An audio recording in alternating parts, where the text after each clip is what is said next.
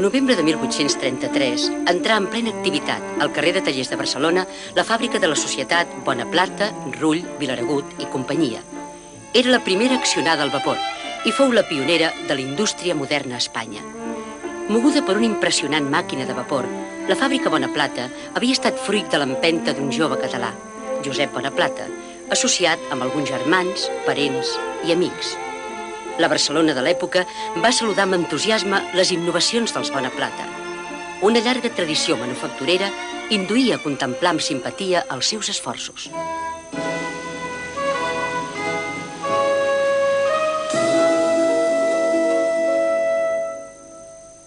Abans de 1833, la producció manufacturera tradicional es caracteritzava per l'ús d'unes tècniques de producció bàsicament manuals, complementades només per un instrumental molt simple i, a vegades, d'alguns recursos energètics escassos i fàcilment exhauribles, com la força animal, la força del vent i, sobretot, la força de l'aigua aprofitada mitjançant rodes hidràuliques.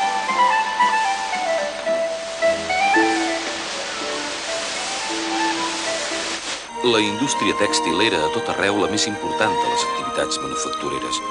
Les fibres més utilitzades per a produir teixits s'obtenien de primeres matèries vegetals, com el cànem i el lli, o animals, com la llana, en la major part de procedència local. Els procediments emprats per a fer fil i teixir-lo eren molt senzills, tot i que exigien un aprenentatge abans d'esdevenir mestre en l'ofici. Dins de les indústries de béns de producció, les fargues, la siderúrgia preindustrial, en constituïen l'exemple més reeixit a Catalunya. Esparses per les dues vessants dels Pirineus, les fargues catalanes aprofitaven doblement l'aigua, com a energia per a moure els martinets i com a líquid que en caure d'un dipòsit desplaça un volum d'aire que és injectat al forn on es fon el mineral i n'activa la combustió.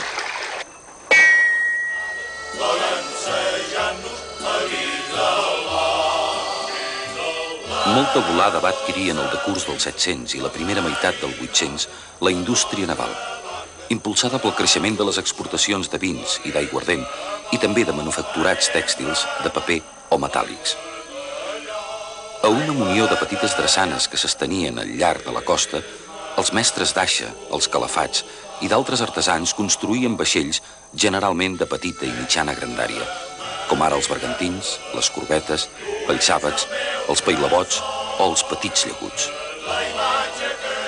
El primer gran producte de l'exportació catalana foren els vins, i en major mesura l'aiguardent, obtingut per la destil·lació del vi comú en alambins, que des de finals del segle XVII es venien als països de l'Europa atlàntica, Anglaterra i Holanda, i a l'Amèrica colonial, i també cap a la resta d'Espanya. Les vendes d'aiguardent van augmentar notablement els ingressos de moltes famílies pageses.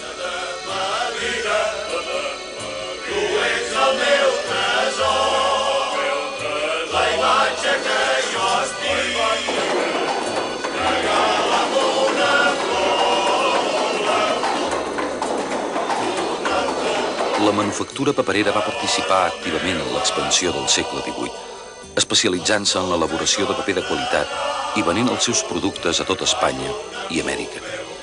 En realitat, gairebé era una indústria annexa al tèxtil, ja que s'hi utilitzaven els draps com a primera matèria i els molins paperers eren pràcticament idèntics als del tèxtil. Per la dimensió que aleshores va assolir i per les conseqüències que tindria, encara més important fou la fabricació d'indianes. Les indianes, procedents de la Índia, eren teixits de cotó, frescos, lleugers i rentables, estampats en un sol color o més per una sola banda. Les seves característiques físiques i la vistositat dels seus estampats van difondre ben de pressa el seu consum arreu d'Europa i d'Amèrica. El major benestar dels catalans i la seva tradició tèxtil van afavorir l'arrencada d'aquesta indústria a Catalunya. A finals del segle XVIII, els fabricants d'indianes ja abastien el mercat de l'Amèrica espanyola, a més del peninsular. Tots aquests canvis van enriquir a molts catalans, pagesos, terratinents, comerciants, botiguers, artesans, manufacturers, transportistes, banquers, asseguradors, armadors, naviliers, mariners, i els acostumaren a treballar exclusivament per a mercats allunyats.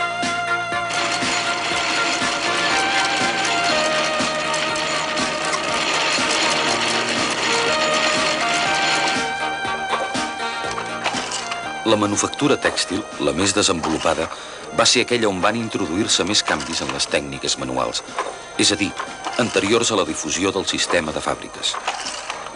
En els procediments més tradicionals s'introduïren innovacions que havien de revolucionar totalment el sector i l'economia catalana sencera. Entre les més importants es compta el teler de llançadora volant, que estalviava moltes hores de treball als teixidors. El teler quadrat, dit de mitges. La bergadana, adaptació catalana de la gènia anglesa. I el mecanisme de Jacquard, un autèntic precedent dels ordinadors que permetia teixir tota mena de dibuixos.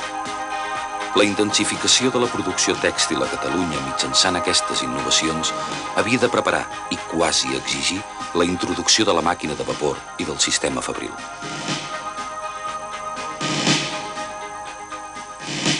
La nit del 5 al 6 d'agost de 1835, enmig dels aldarulls revolucionaris que tant ajudarien a que el govern passés a mans de Mendizábal i els liberals progressistes, i per una cruel ironia de la història, la fàbrica Bonaplata, símbol dels nous temps, és destruïda per un incendi provocat. Però l'any i mig de vida de la fàbrica Bonaplata no va ser en va. Havia fet conèixer els trets més característics de la indústria moderna. La producció en sèrie per al consum massiu mercès a la combinació de 3 elements. L'ús de motors accionats per energies inanimades, el vapor i en menor mesura l'aigua, una nova forma d'organització del treball, la fàbrica, i un sector líder, el cotoner, productor d'articles consumibles massivament. Els socis de la fàbrica Bonaplata van seguir 2 alternatives, que simbolitzen les del país, invertint Espanya endins o bé reemprenent el camí de la mateixa Barcelona. És el cas de Valentí Esperó, que en el nou establiment adoptarà com a marca de fàbrica l'au fènix, simbolitzant així la voluntat de superar l'adversitat típica dels industrials catalans del segle XIX. Els seus esforços, els obstacles que hagueren de vèncer i les seves realitzacions constitueixen el canemàs de 100 anys d'industrialització catalana.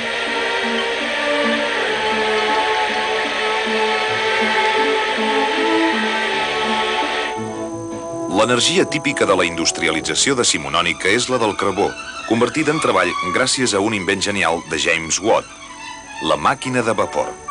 El seu principi de funcionament consisteix en aprofitar l'augment de volum de l'aigua d'una caldera en evaporar-se.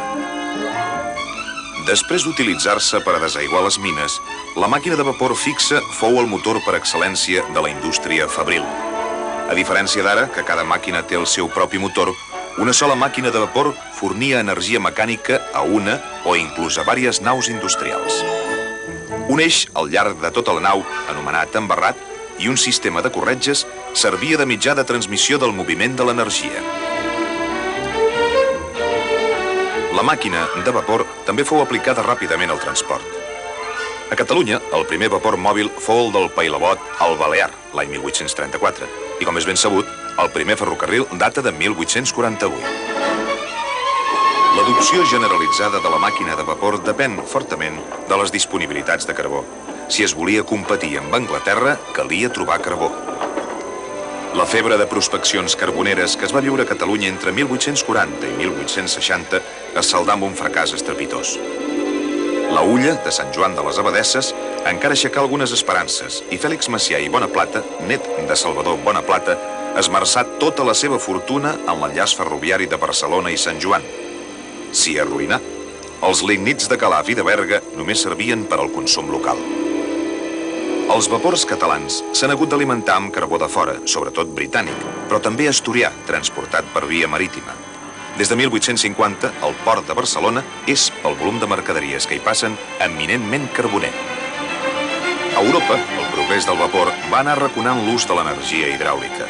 En canvi, les primeres i prometedores passes de la indústria catalana exigiren per a consolidar-se aprofitar exhaustivament la força motriu de l'aigua. 2 factors afavoriren decisivament el retorn a l'aigua. La invenció i perfeccionament de la turbina, convertidor molt més eficient que la roda hidràulica, i la penetració del ferrocarril muntanya endins, seguint el curs dels rius catalans, particularment el Llobregat i el Ter.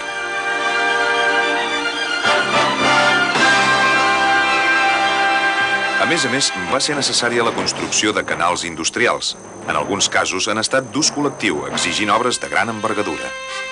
La dualitat energètica catalana ha donat consistència a dos models fabrils molt característics, el vapor i la colònia.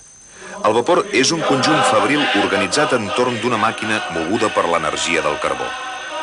El símbol inconfusible n'és la xemeneia, que llança a l'atmosfera els gasos residuals de la combustió. Com que generalment s'insereix en un medi urbà, és només lloc de treball. La colònia, en canvi, és un assentament humà nascut i organitzat entorn d'una fàbrica accionada per un motor hidràulic. Aquesta localització, a la riba d'un curs fluvial, lluny dels nuclis habitats, ha exigit la creació d'un poble nou format pels obrers i llurs famílies. Dir revolució industrial és dir cotó. Aquesta dita anglesa és igualment aplicable a Catalunya. Com a la resta d'Europa, a Catalunya no es produeix cotó i cal importar-lo del sud dels Estats Units. Un cop desembarcades i pesades al port de Barcelona, les bales de cotó en floca eren distribuïdes a totes les filatures del país. Primer en carros, després per ferrocarril i més tard en camions.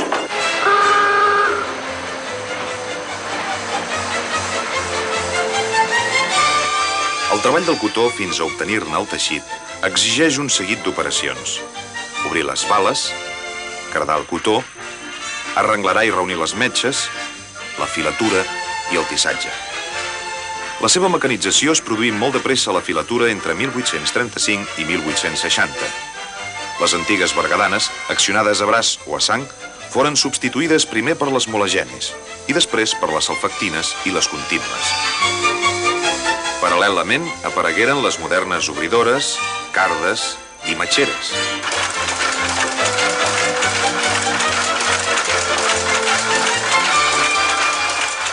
Els telers manuals resistiren una mica més gràcies als nombrosos perfeccionaments que havien incorporat a les darreries del segle XVIII. Però el teler mecànic acabà imposant-se plenament cap als vols de 1870.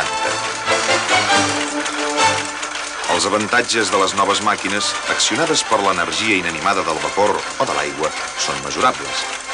Al llarg d'un segle, la productivitat del treball es multiplicà més de 100 vegades i permeté una formidable rebaixa de costos i de preus.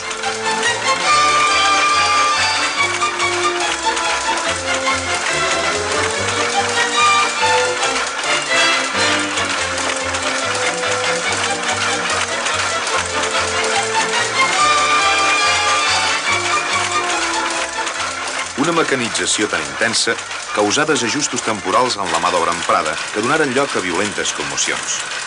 La de les salfactines, destruïdes pels treballadors l'any 1854, serà una de les més sonades.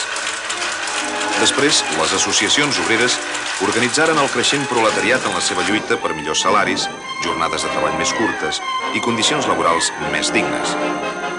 Els empresaris també crearen les seves organitzacions. Les relacions industrials foren sovint tenses, vagues, lockouts, etc. Però també s'assoliren acords negociats.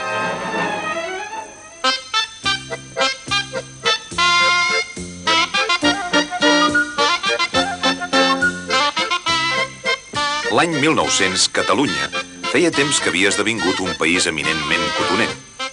El cotó havia esperonat el desenvolupament d'una munió d'altres indústries. En primer lloc, la més semblant, la llanera, que es modernitzà i concentrà a Sabadell i Terrassa sota el seu impuls. Segueixen les tradicionals artesanies de la seda i del lli i el cànem, que es mecanitzaren i s'instal·laren a Catalunya atretes pels avantatges que ofereix la tradició industrial forjada a l'entorn del tèxtil cotoner. La similitud dels processos tècnics i les economies externes també expliquen la localització de moltes altres indústries de consum a Barcelona i les seves rodalies.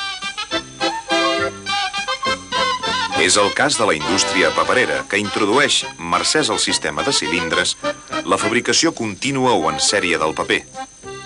I la indústria farinera, que aprofita noves tecnologies, també a base de cilindres i sedassos, per a substituir els tradicionals molins per les grans fàbriques, accionades per màquines de vapor. Un creixement industrial equilibrat exigeix una indústria de béns de producció poderosa. A Catalunya, la manca de matèries primes, ferro i carbó, la migradesa de la demanda i la competència exterior condemnaren la major part de les iniciatives a una trajectòria esllanguida.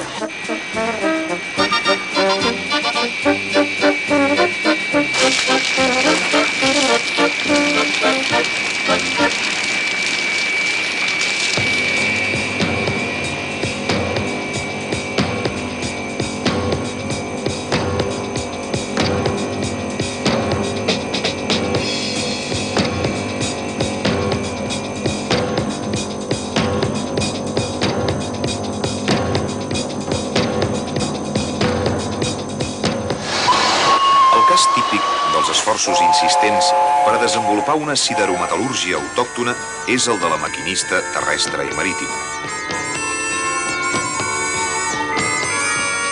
La maquinista no aconsegueix mai mercats prou amplis per especialitzar-se en la construcció de màquines de vapor per a la indústria i el transport. I ha d'acabar fent 1.000 articles diferents. Des de ponts per tota la geografia espanyola, passant per locomotores i motors de vaixells de guerra, fins a estructures metàl·liques per a mercats, com és el cas de l'antic mercat del Born i d'altres de Barcelona. O bé, per a l'estació de França, l'estació principal del ferrocarril a la ciutat, de complicada enginyeria a l'època, amb una corba just a l'entrada de l'estació.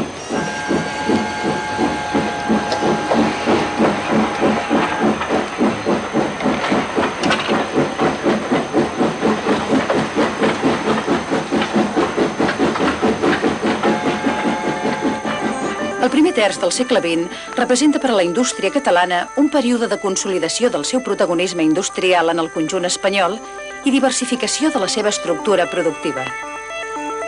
Això va ser possible gràcies a l'electrificació, que constituïa una veritable segona revolució energètica després de la màquina de vapor. Un cop esdevingué tècnicament possible la transmissió a llarga distància de l'electricitat des de les centrals generadores, es pogué multiplicar l'aprofitament dels recursos hidràulics. El cas dels rius pirinencs catalans n'és una mostra evident. La major i més barata disponibilitat d'energia va donar lloc a Catalunya a un segon impuls industrialitzador. Els eixos del progrés foren 3. En primer lloc, la construcció de salts d'aigua i d'embassaments i l'extensió de la xarxa elèctrica van mobilitzar recursos ingents.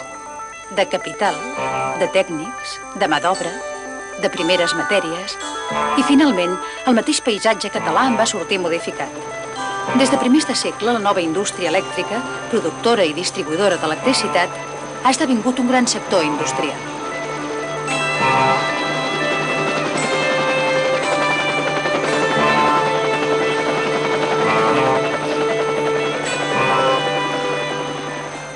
En segon lloc, el desbloqueig de la indústria pesada. L'electricitat barata permet la instal·lació d'indústries intensives en energia com la siderúrgia, la química, adobs, electroquímica, fibres artificials i els ciments i d'altres materials de construcció. Es creen algunes de les grans empreses de l'economia catalana. Altos Hornos de Catalunya, Societat Anònima Cros, Electroquímica de Flix, Safa, la Seda de Barcelona, Aslan, etc. Les construccions mecàniques s'afirmen i, mercès a la gran flexibilitat de l'electricitat, es multipliquen els tallers i tallarets especialitzats que permeten, en el seu conjunt, diversificar extraordinàriament la producció, mercès també al poderós estímul d'uns més alts nivells de protecció. En tercer lloc, l'esplendor de la indústria catalana de béns de consum, que assoleix unes dimensions i una complexitat notòries entre 1900 i 1936. Les raons fonamentals d'aquest progrés són 2. Per una banda, la consolidació d'una societat plenament industrial amb uns nivells de consum elevats. I per l'altra, l'electrificació mateixa que facilita la multiplicació de les iniciatives empresarials. Sectors característics d'aquest dinamisme són el gènere de punt, les indústries alimentàries, l'adoberia, la indústria editorial, la sorotapera i, sobretot, les indústries de béns de consum durador. Dels ventiladors als automòbils, passant per les cuines, o les màquines de cosir, o les ràdios.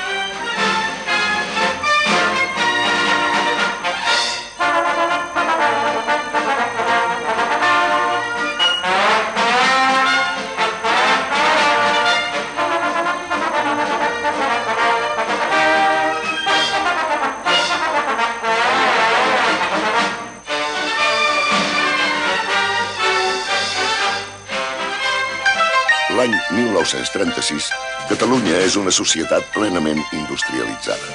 Els treballadors industrials constitueixen més de la meitat de la població activa. El seu elevat grau d'urbanització i el desenvolupament i modernitat de la capital corresponen al to europeu més avançat. Aquests progressos han estat fruit de l'especialització fabril de Catalunya al llarg d'un segle.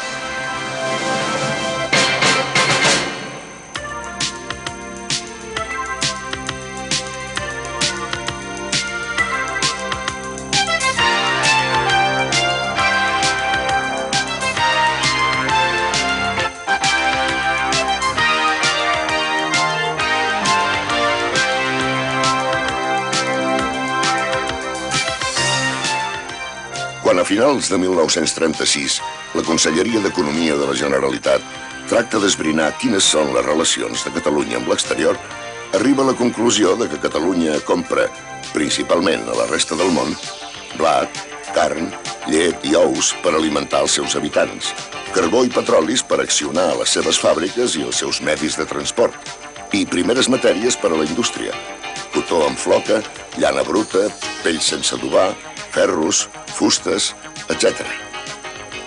Catalunya ven principalment a la resta d'Espanya teixits i manufactures de cotó i de llana, manufactures metàl·liques, productes químics i una munió d'altres productes manufacturats. Catalunya és la fàbrica d'Espanya.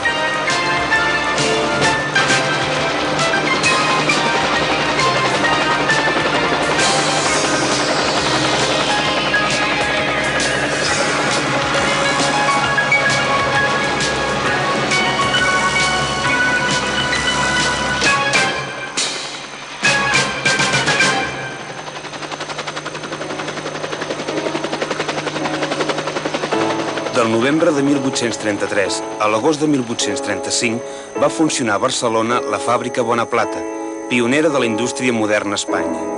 Per a commemorar-ne el 150 aniversari, l'antic mercat del Born ha acollit durant més de 6 mesos, del maig al novembre de 1985, una exposició singular.